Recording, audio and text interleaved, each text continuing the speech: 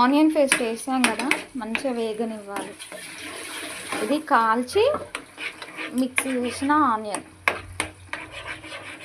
ఇలా వేస్తే curry super taste అవుతుంది. నెక్స్ట్ గ్రీన్ చిల్లీస్ వేసుకుందాం, ఒక 4-5. నెక్స్ట్ పుదీనా. ఇవన్నీ ఆయిల్లో వేగాలి.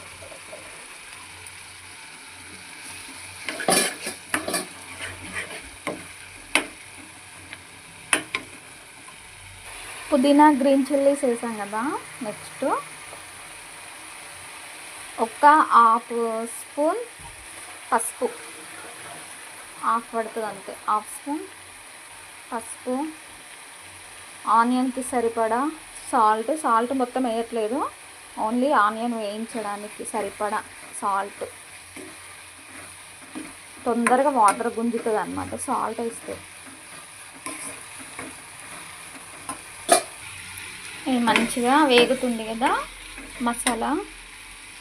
ఒక టీ స్పూన్ అల్లం వెల్లిగడ్డ paste, ginger paste.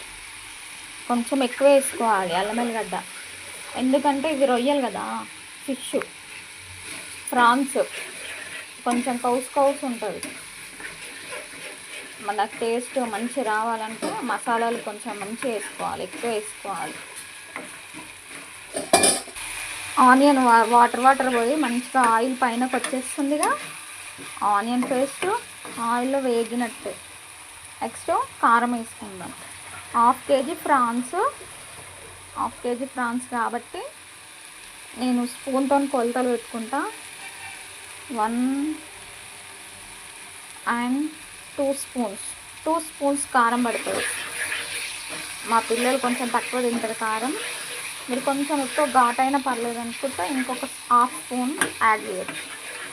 Green chillies మసాలాలు అవన్నీ వేస్తున్నాం కదా, కారం అయిపోయింది. బాగుంటుంది. ఒకసారి ప్రాన్స్ కర్రీ చేసి చూసుకోండి, వండి తినండి, చాలా బాగుంటుంది. మసాలా మొత్తం మంచిగా వేగుతుంది ఆయిల్లో. మనం ఆనియన్ పేస్ట్ పట్టుకున్నాం కదా, అది అడుగంటకుంటే మంచిగా దగ్గరికి వచ్చేలా ఇలా కలుపుకుంటూ ఉండాలి. నెక్స్ట్ మనం జీలకర్ర గరం మసాలా మొత్తం పేస్ట్ వేసాం కదా, అది నెక్స్ట్ యాడ్ చేసేసేయాలి. అది కూడా వేసేసాం. మసాలా వేసిన తర్వాత స్మెల్ సూపర్ వస్తుంది. ఇది కొంచెం దగ్గరికి వచ్చేస్తుంది కదా. నెక్స్ట్ ఇందులో ప్రాన్స్ వేసేసుకుందాం. ఇక ఆయిల్ చూసారా, ఇట్లా ఆయిల్ సపరేట్ అవుతుంది అంటే ఈ onion paste masala total fry అయిపోయిందని అర్థం. ప్రాన్స్ చూసారా, సాల్ట్ వేసి వాటర్లో నీట్గా కడిగి ఉంచిన. ఈ మసాలా కుక్ మొత్తం మంచిగా అయిపోగానే ఇందులో ప్రాన్స్ వేసేసేయాలి. మసాలా మంచిగా వేగిపోయింది చూసారా, ఆయిల్ ఎట్లా వస్తుందో. ఇందులో నెక్స్ట్ ప్రాన్స్ వేసేద్దాం. మసాలాలో ప్రాన్స్ వేసేస్తున్నా, చూసారా ఎలా ఉన్నాయో, ఎంత మెత్తగా ఉన్నాయో. చాలా బాగుంటాయి. చిన్నపిల్లలకైతే పెట్టండి, చాలా బాగా తింటారు. ఈ మసాలా అంతా ప్రాన్స్కి పట్టనియాలి, మంచిగా వేయించాలి.